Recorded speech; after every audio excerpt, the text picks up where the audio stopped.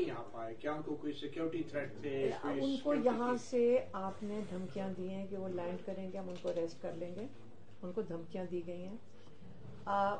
وہاں ان کی جو حکومت ہے برٹش، انہوں نے ان کو کہا کہ آپ برٹش پاسپورٹ کے اوپر اپنا ویزا لیں تاکہ ہم آپ کو کاؤنسلر کیا ہوتا ہے وہ سپورٹ دے سکیں.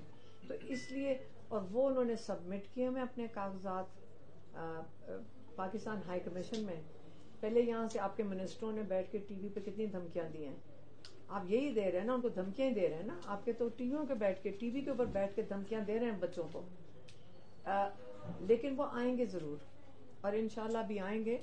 اور ان کا جو کیا ہوتا ہے وہ نائکاپ کارڈ ہے، وہ ان کے پاس دونوں کے پاس ایکسپائرڈ تھا. انہوں نے ایمبیسی میں سے کسی اچھے انسان نے بتایا کہ اگر آپ یہ اس کے لیے اپلیکیشن دیں گے تو یقین کریں وہ کشتی میں پیدل چل کر آئے گا. کارڈ 8 مہینے تک نہیں ملے گا آپ کو نائکاپ کا کارڈ، اور ویزا تو 1 گھنٹے کے اندر مل جاتا ہے.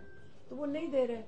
عمران خان کے بچوں سے خوف زدہ ہیں. ان سے بات اگر انہی 2 ججز کے سامنے ہمارے کیسز لگنے ہیں اور کوئی ہائی کورٹ اور سپریم کورٹ میں اور کوئی جج ہی نہیں ہمارے کیس سن سکتا ہے عمران خان کے، تو یہ پولیٹیکل وکٹمائزیشن میں آتا ہے. لیکن پورا ملک یہ نظام دیکھے گا.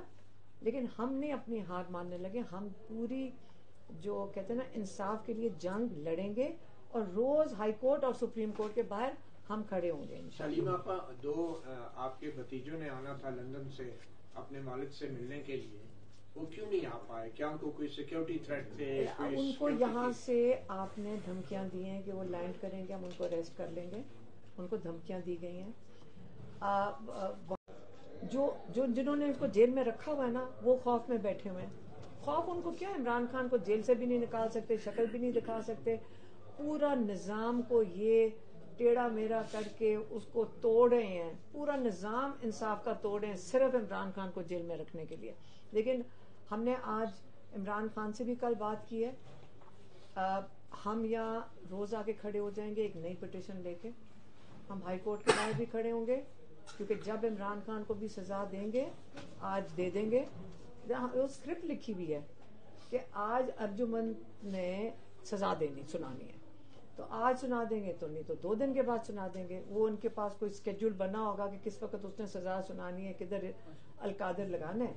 لیکن ہم روز یہاں پہ کوئی نہ کوئی پٹیشن لے کے ہائی کورٹ کے دروازے پہ بھی کھڑے ہو جائیں گے، سپریم کورٹ کے دروازے پہ بھی.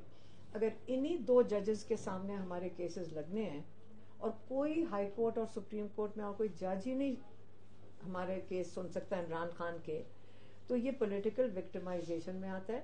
لیکن پورا ملک یہ نظام دیکھے گا.